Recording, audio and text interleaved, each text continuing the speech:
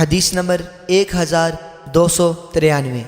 حضرت ابو موسیٰ رضی اللہ تعالی عنہ سے مروی ہے، وہ رسول اکرم صلی اللہ علیہ وسلم سے روایت کرتے ہیں کہ آپ کے پاس ایک سائل آیا جو آپ سے اوقات نماز کے بارے میں پوچھ رہا تھا، تو آپ نے جواب نہ دیا، مطلب یہ کہ اوقات نہ بتائے بلکہ اسے اپنے ساتھ نماز پڑھنے کا حکم دیا۔ تو صبح کی نماز اس وقت پڑھی جب فجر پھوٹ چکی تھی اور اندھیرے کی وجہ سے لوگ ایک دوسرے کو پہچان نہیں سکتے تھے۔ پھر حضرت بلال کو حکم دیا تو انہوں نے ظہر کی اقامت کہی۔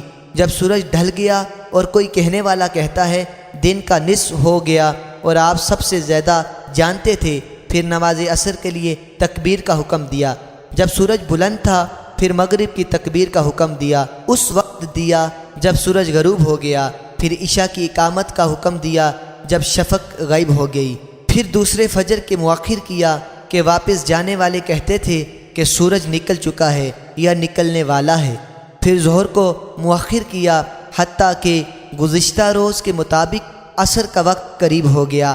پھر عصر کی نماز کو مؤخر کیا حتیٰ کہ نماز سے فراغت کے بعد کہنے والا کہنے لگا کہ سورج کا رنگ زرد ہو چکا ہے۔ پھر نماز کو تاخیر سے پڑھا حتیٰ کہ شفق غائب ہو رہی تھی۔ پھر عشاء کو رات کی پہلی تہائی کے آخر تک مؤخر کیا۔